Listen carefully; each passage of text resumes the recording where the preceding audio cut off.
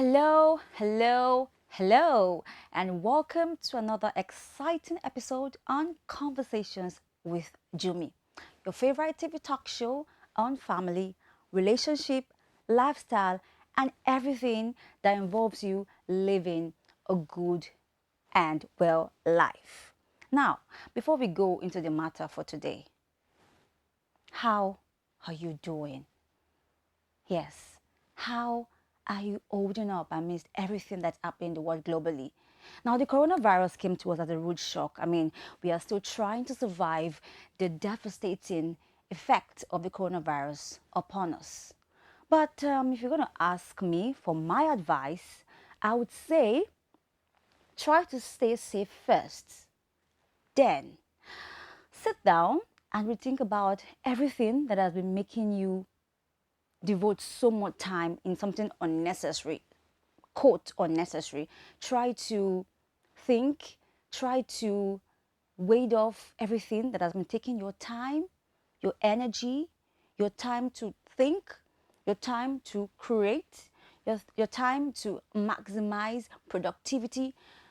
Just try to weigh them off and try to relax and think about how you can survive with the trend of things happening in the world now. I know it's draining, it's scary, but we would survive this. So, now that that is gone, today's episode on Conversations with Jumie, we have to talk about the coronavirus. It's everywhere. And this show seeks to inform you, entertain you, and also educate you. So, having said that, I thought to myself, what can we talk about? COVID-19, coronavirus pandemic. It is everywhere.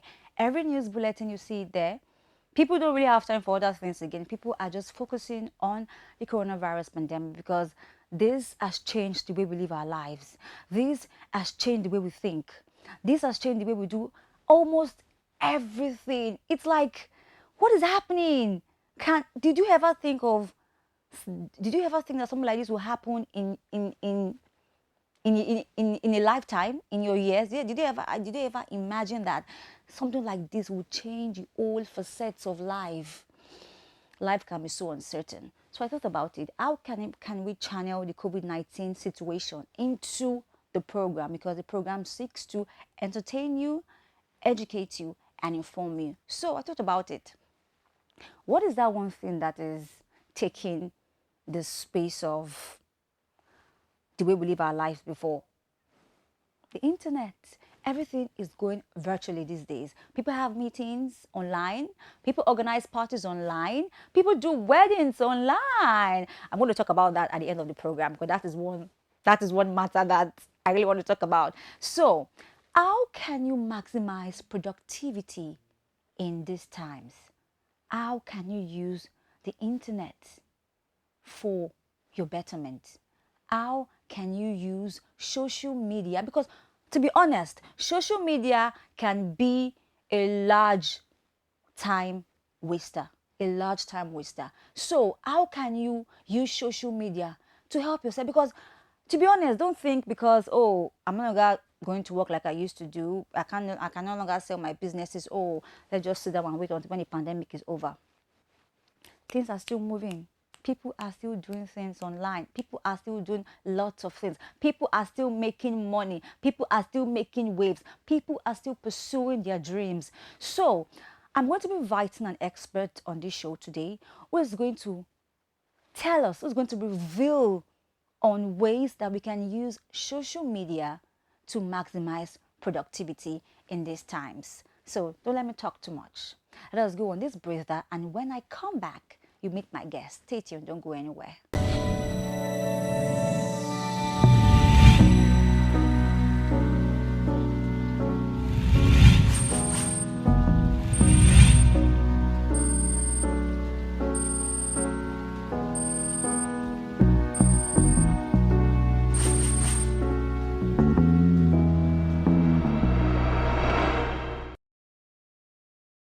Hello and welcome back to Conversations with Jumie. Now, before I went on that breather, I told you I'm going to be having a very amazing guest. An experts who would be dissecting how we can make our productivity worthwhile during these times. Now, the name of my guest is Mr. Fola Daniel. I didn't want to add the S because I just got clarification that it is Mr. Fola Daniel. Now, Mr. Fola Daniel is a speaker, motivational speaker. He is an author, editor, business and marketing consultant, and so much more. It will take me literally the whole of today's episode to describe what a great man he is. Welcome to the show. Thanks for gracing our studio today. Thank you for having me too. All right. So basically, we are talking about how to maximize productivity in this pandemic. I mean, coronavirus has changed a lot of things, the way we think, the way we do, basically the way we live our lives. And we know that everything is going on virtually now. A lot of things are happening on the internet. But let me just ask you generally, what's your take on the way the world is now in this time? It's very interesting, and it's taken its toll on quite a number of people, especially because we never prepared for it. Even when we started hearing about the pandemic since December, we never imagined that it was going to be a global pandemic and that it was going to travel so fast and shut down the economy of nations. So we only saw the gravity when we realized that this was going to be compelling businesses to close down because of how the transmission goes on to all the people. So it's a very serious one, and it's taken its toll on the economy of nations. So it's a serious, we can't underrate this kind of pandemic, especially because nobody envisaged it, nobody prepared for it. And look at when the lockdown was ordered here in Nigeria. It was an overnight thing. We barely had 24 hours to prepare for anything. So even if you had money stocked up somewhere, you had very limited time to access it. If you had products in some other places, very limited time to prepare for that length of lockdown. So it came as a shock. However, I think it was also a good one in some ways, because many of us had time to introspect, see where we're coming from, and see what the new direction should be. All right, fair enough, good enough for that. So how do you think we can make ourselves productive in these times? Okay, so I'll take it from the perspective of introspection. If you're going to be productive, you must be able to reflect on where you are at the moment. How did I get here? And where do I go from here? So why do we even need that introspection? If you look at, for example, if your finances were completely shut down because of the lockdown, you then need to ask yourself, what am I doing? How sustainable is it? There were those who did not feel the impact of the lockdown. Their finances were intact. They still made some money, or some people had enough cash flow to last them the entire period of the lockdown, and they were able to help other people. So if you didn't have enough cash flow, or you didn't even get any cash at all, it's time for you to re-strategize and ask yourself, how am I going to survive the possibility of another lockdown if it were to be worse than this? Now, Nigeria is not as badly hit as some other nations that had 1 million cases, over 70,000 deaths. You know, so if it was worse in Nigeria, the lockdown would still be on by now. And if the lockdown were to be on, how many people can survive 1 month, 2 month lockdowns without going hungry or crazy? The lockdown was for 1 full month, but look at this rise in security. So as individuals, it's very important to begin to re-strategize. Where was I coming from? Where am I going to? What do I need to do again? Then you notice that some companies told their staff to work from home, and they had a lot to still do despite working from home. So that it means they have some jobs and they were valuable. Some other people were told to work from home, but there's really nothing to be able to do from where they are. So it means that you're not as valuable to that company as you thought you were. If you couldn't work remotely and provide any meaningful value to them, or you are valuable, but you have not deployed your services online. So it's very important for you to now begin to deploy a number of your services online and automate them. What that also does for you is that it reduces your need to be on the road. It reduces your cost of transportation. You maximize time because you spend less time in transport. You even increase your own longevity. by staying off the road a lot of time. So there are quite a number, except for those who are artisans. If you're talking about people who are well read, educated, they have some white collar jobs and stuff like that, try as much as possible to automate everything that you're doing. So that's the perspective that this lockdown provides. All right. So, looking at the build-up of most Nigerian businesses, do you think we are actually virtually inclined in this part of the world? Do you think we are really knowledgeable about how we can still work from home? We don't have a choice right now because, for example, when the places were locked down and people couldn't go out, they had to work from home. We all went online. That was like a force. Video conferencing became so popular in Nigeria. All the channels of video conferencing became popular. Churches were shut, mosques were shut, and we didn't have a choice because we still had to connect. So being virtually inclined is not even an option right now. It's something that we must embrace. However, we have our challenges because the telecoms infrastructure that we have in the country at the moment does not maybe support the kind of services that we need to be able to stay at home and work from home. Even if we have the infrastructure in place, we're not getting value for service. When I say we're not getting value for service, you subscribe, you're trying to make a phone call, or you're experiencing a lot of drop calls when you're calling people. You're experiencing interruptions. Your videos are buffering on a 4G network. So we're not getting value for service. If you were in some other countries, if you make international calls or you're on a video conferencing call with some other people abroad, you realize that you are the one who is being locked out consistently. The other guys abroad are not being locked down. And we're all on 4G. So that tells you something. They are getting value for their services. We are not getting value for the services. So the telecoms industry needs to step up its game, and that will help a lot of businesses to stay online. And the cost has to be cheaper. If you're traveling abroad in train stations, in public parks, there's Wi-Fi all over the place. So you don't even need to carry an extra Wi-Fi, even if you have subscription on your mobile device. So those are the things that need to be put in place, especially with electricity. Now, I think we have a lot to do in this part of the world. We definitely do. All right, so let us go to, because I also want to talk to the young people out there. We know that young people are overly concerned with the social media apps, popular ones like Facebook, Instagram. So, with your expertise, how else can we maximize these social media apps for our betterment? Okay, the first thing is to see social media as a branding tool. If you see social media as a social network site or as social apps, you're going to be doing a great disservice to yourself if all you do is to socialize. So the idea is you socialize on those social media apps, but to what extent? You socialize for the purpose of networking. When you put yourself out there on social media, you should position yourself as a brand. For example, if you check out all my social media icons, if you check out my my websites, you check out all my pages, you don't need anybody to tell you that this person is a public speaker. And I didn't just start it. From day one on social media, that's how I position myself. So if you can bake, when you're on social media, that's how you should position yourself. Even when it looks like there are other conversations aside baking, let it be conspicuous that baking is your core competence.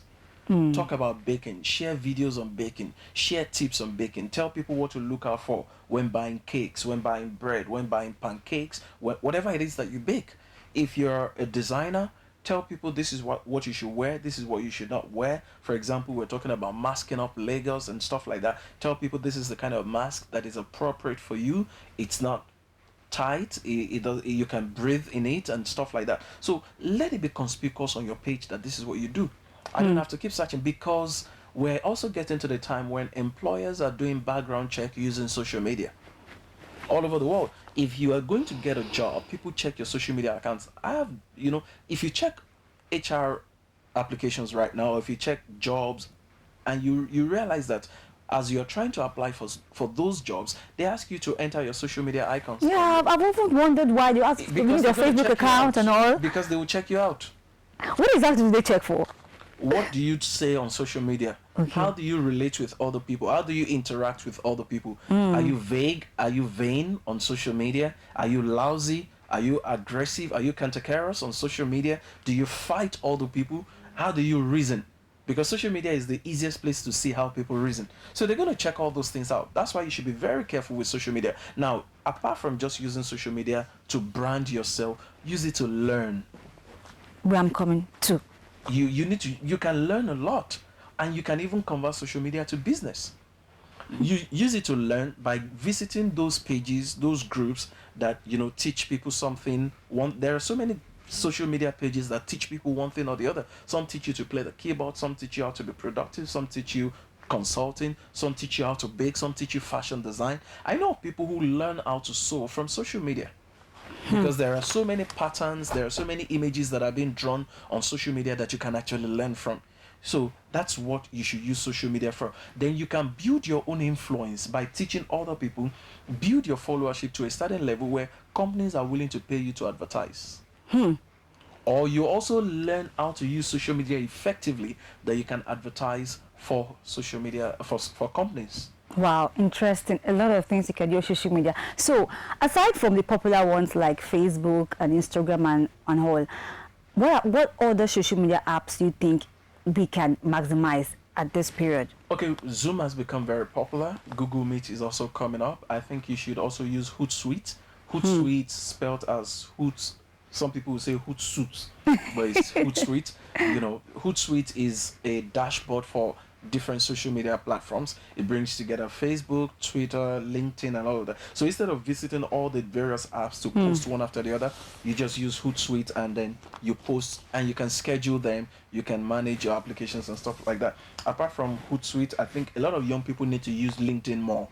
Yes. LinkedIn is for professionals. Okay. And if you really are hoping to get a job anytime, any day, you should be on LinkedIn. But Okay. young people are running away from LinkedIn. They think it's Why? boring. Because it's professionals that are on LinkedIn. So Okay. you don't go there. It's not a place where you go to socialize. But Oh. when you go on LinkedIn, you talk about serious jobs, industry related jobs. So I think people should use LinkedIn. Some people are using TikTok right now, but I think they're using it for the wrong reasons. If Oh. you're going to use TikTok, just like I said earlier, use TikTok to establish yourself as a brand, as a professional in your field. For example, if you're Okay. doing a video, let's say you're a broadcaster. If you were to use TikTok, what would you use TikTok to do? You can use TikTok to do a show. You can use TikTok to encourage singles, young people, teenagers, and stuff like that. As a motivational speaker, if I'm going to do TikTok, what do you think I'll be doing on TikTok? I would do something that seems hilarious, but at the same time trying to encourage or inspire people. So if you're a comedian, for example, I mean it's entertainment, so it's okay. You can use it anyhow. But if you're doing fashion, use TikTok to teach people the proper fashion. For example, you can do a skit, show somebody who doesn't know that this is not the appropriate maybe skirt or something, wears it, and then walking, and all of a sudden you hear "Prah!" You can be very creative about it, but Wow. you still establish yourself as an authority in a particular As a profession, brand. as a brand. Wow, interesting. I'm sure you guys at home are actually getting drowned with the information we are getting right now. But let us go on another breather, and when we come back, we're going to be asking we're going to be asking what is too much to put out there on social media. We'll be right back.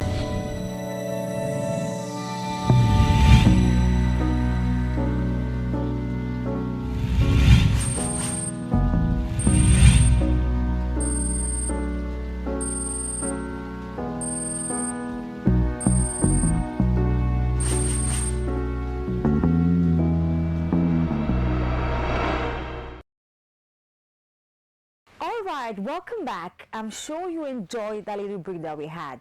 So, Mr. Fola, how did you think it is possible? No, do you think our private life goes hand in hand with our brand, with our image that we're trying to put out there for people? It does, but it also depends on how you manage that. You want to, first of all, separate your personal life from your brand projection. When I say your personal life being separated from your brand projection, for example, people go to the beach and they put all the pictures out there. People go to the club, they put all the pictures out there. People go to the bar, they put all the pictures out there. You are doing something funny in your house, you record it and it's live on Facebook and stuff like that. Now, if you need to be conscious of a number of things, you might need to get a job one day. And just like we said earlier, people are asking for social media accounts when you're applying for jobs. they're going to check out all these things. When they see the kind of pictures or images that you put out, for example, if I see a lot of pictures of you always being at a bar, a drinking bar, what do you expect? While you may not have issues with drinking and stuff like that, but if I see a lot of those pictures, I might get the impression that one day, if I need you to do something very important, you might be drunk and not be able to make it to that very important occasion or a very important business presentation and stuff like that. So you don't want to put out those kind of things always. And the other thing is you have to note that you might become a leader one day. Unexpectedly, somebody might ask you to come and become a politician, like a minister, a commissioner, a top political appointment. Or somebody might say, okay, don't worry, we want you to be governor, we'll bankroll the campaign. What do you think your opponents will use against you?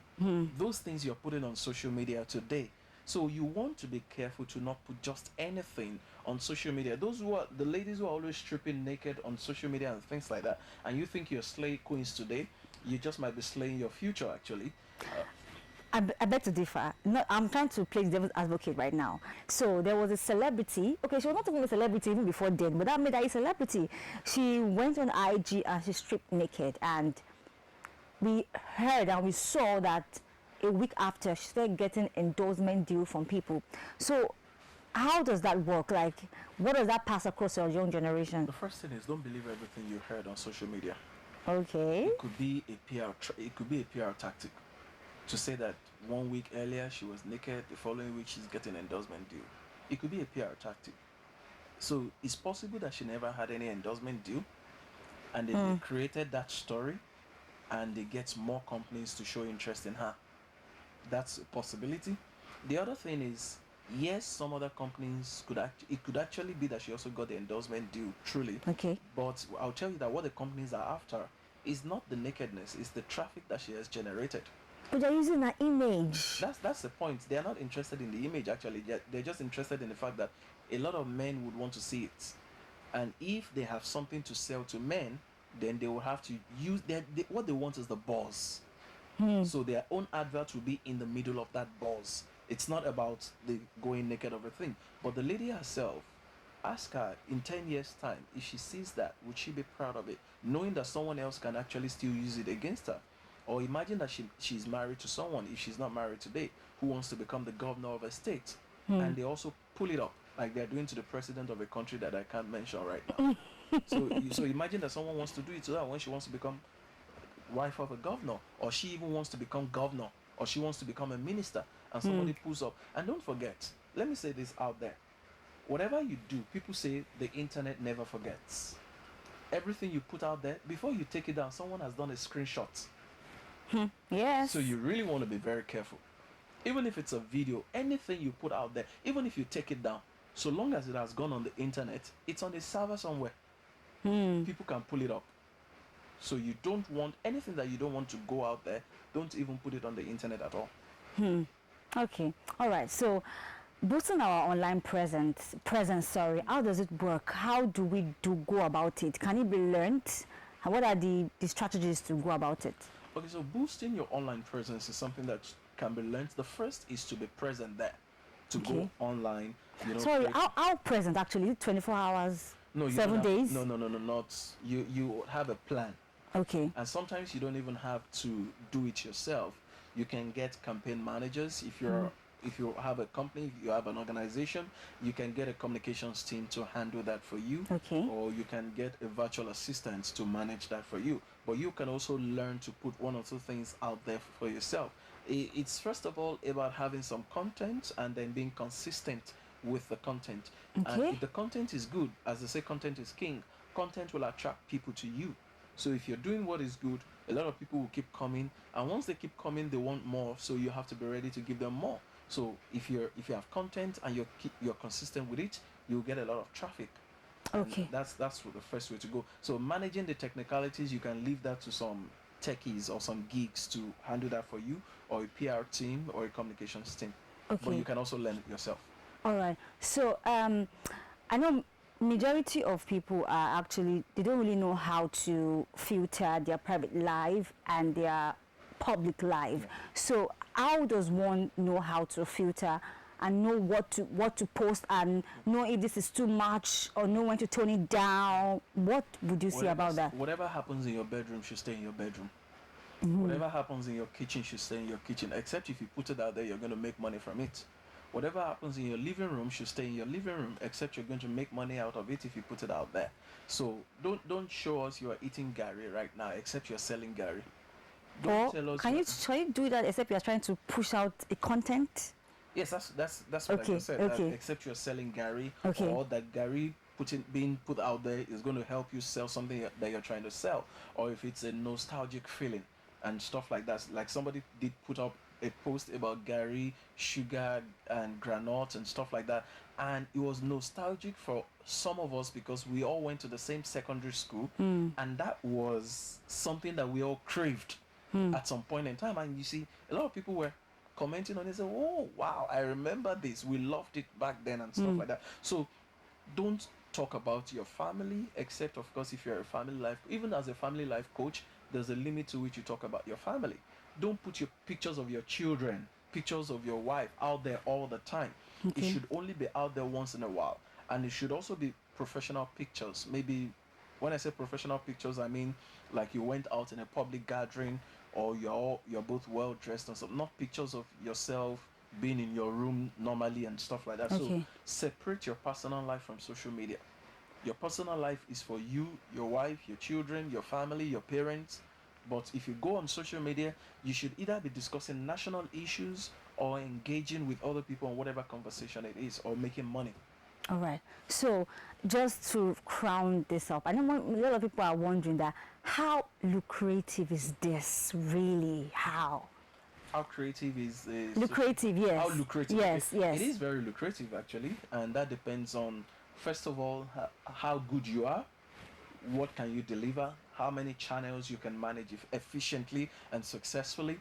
Then the other thing is how many people you're able to convince that their products and services need the kind of technical expertise that you have, or the kind of expertise that you have using social media. Then when people see that you can use social media to direct attention to them, they will definitely be interested. So it is very lucrative. If you're asking me, have you seen the Google headquarters? Have you seen the Facebook headquarters? I mean, their server city alone is like an entire estate. If they have thousands of employees across the world, it's because some people are spending so much time on social media, and advertisers are buying your time on social media. That's why those companies are that's why Mark Zuckerberg is a billionaire. True.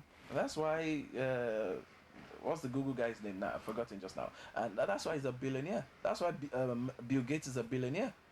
It's because social media is lucrative and tech is lucrative. Wow. So this coronavirus has really forced us to start thinking of spend more time on social media. And the more time you spend, the more money they make. Wow. Interesting. Very, very high revealing. I think as a country, we really have a lot of things to do. We are used to manual and all. We need to start going digital. Yes, we need to start having this. We need to start being on the same pedestal with other countries of the world. It will cut costs. It will save time. You spend more time with your family rather than in traffic. We don't have value family in this part of the world. Exactly. So you are not exhausted when you get to work. You're not exhausted coming back from home. But sorry, sir, that exhaustion is what we really want to see in this part of the world, because if you've not like sweat and burnt fat, they don't see that. That would change right now, because having worked from home for about 2 months now, a number of companies can see that it makes sense to keep working from home. Then some employees have also seen that they were more productive working from home than going to work on a daily basis, except for being bored of staying in one point. But it's a lot more productive to work from home. You spend more time, you achieve a lot of other things. Apart from those who have young children, who would not let them focus. So sometimes the reason some people want to get away is because the distraction at home is too much. But if you take away the distraction at home, working from home is just perfect. All right. So what you said actually made me remember something. Young children. Do you think this new world order would actually affect learning from children, because they're usually in class seeing their teachers live, but talking to their teachers on the internet, on the laptop. Do you think it's actually going to affect it negatively? It may not affect it negatively, but it might limit their ability to socialize. Okay, which is Because, part of learning too. yeah, which is part of learning, because we're used to socializing.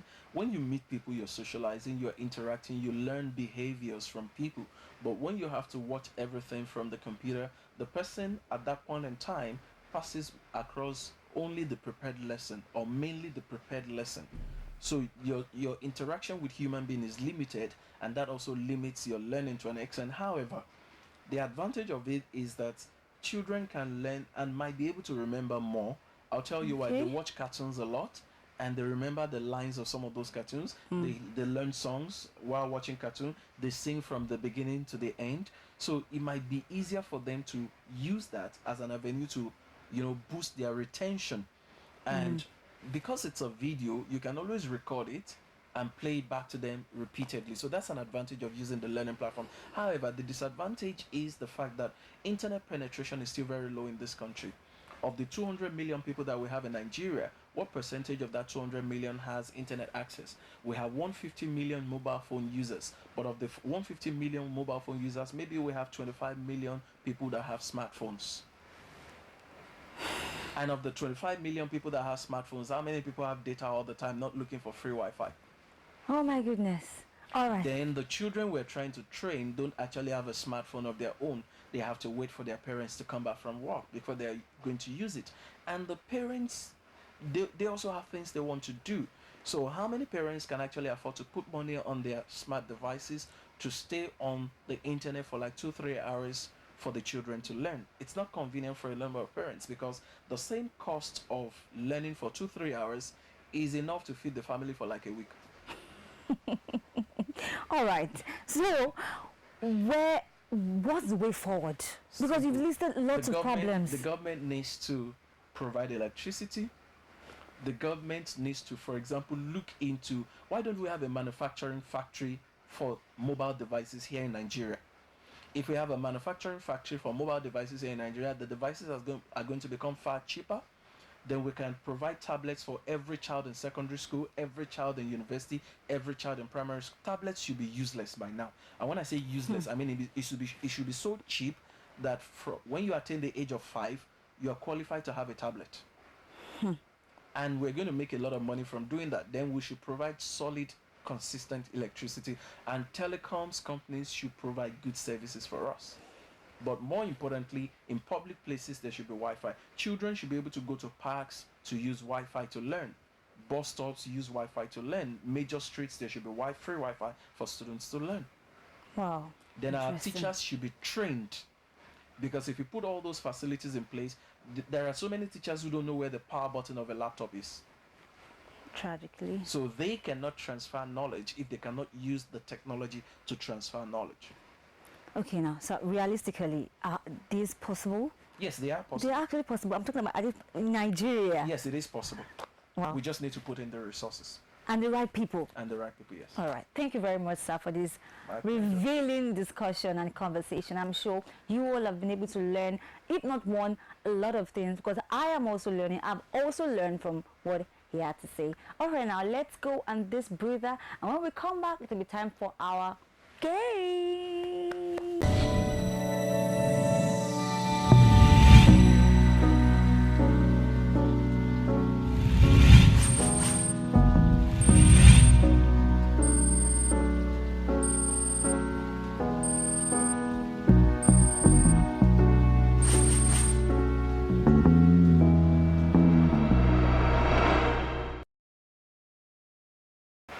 All right, welcome back. So it's time for our games.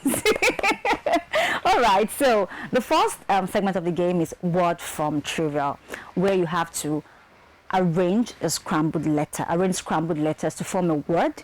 Then you get more words from the compound word that you formed. Oh. Yes. All right, so got MICANDEP.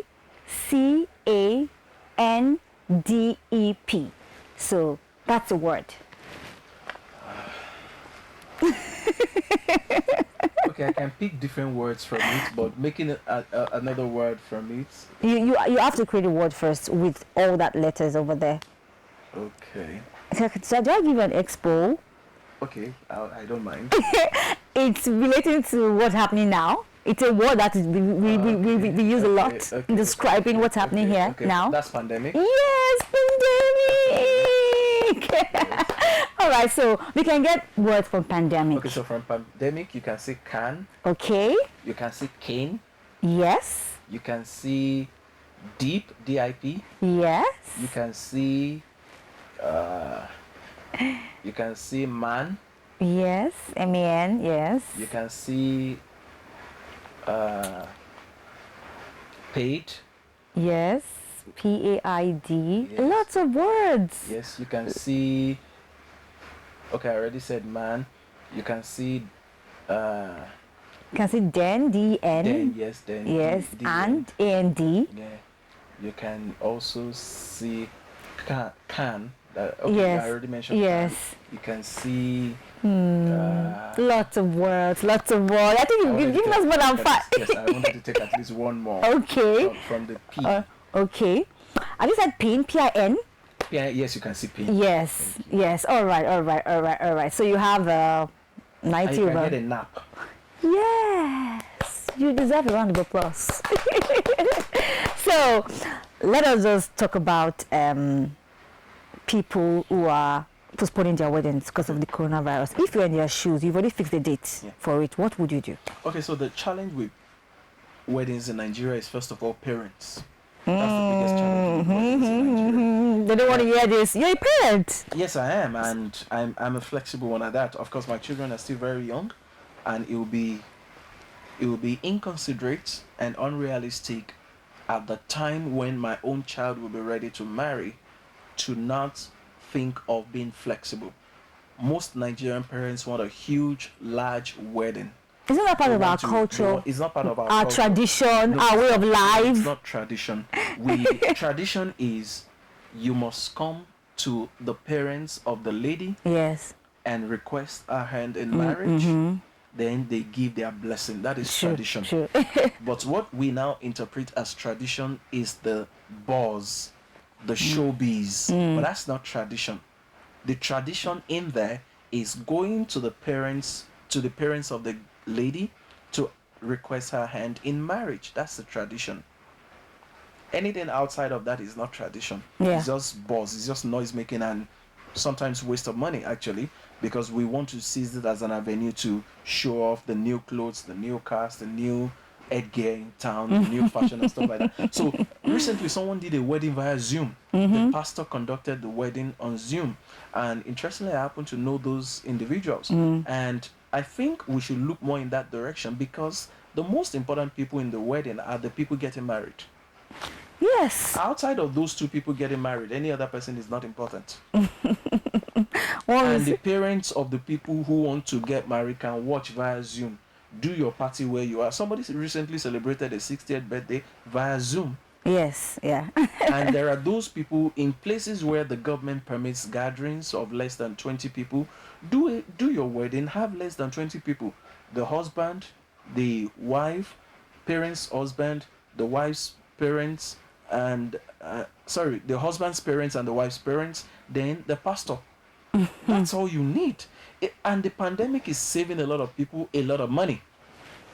So you shouldn't wait till you can go out there and throw a big wedding with the money that you don't even have, which you're going to borrow in order to impress the people who don't like you.